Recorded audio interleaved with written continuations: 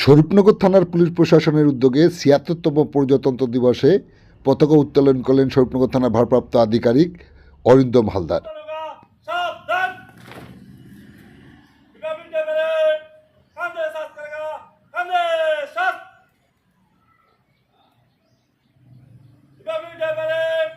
राष्ट्रीय सैल्यूट सलामी देगा। सलामी शस्त्र स्टेट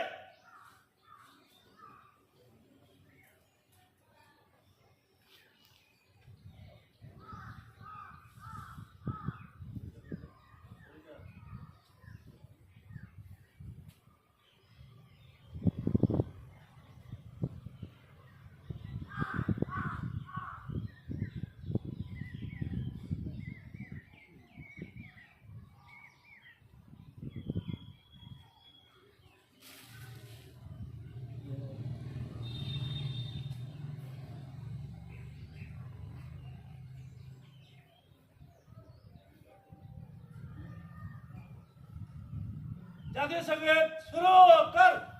नायक जय हे भारत भाग्य विधाता, पंजाब सिंध गुजरात मराठा द्राविड़ उत्कल बंगा, विंध्य हिमाचल यमुना गंगा उच्चल जलधि तरंगा, तव शुभ नामे जागे, तव शुभ आशीष मा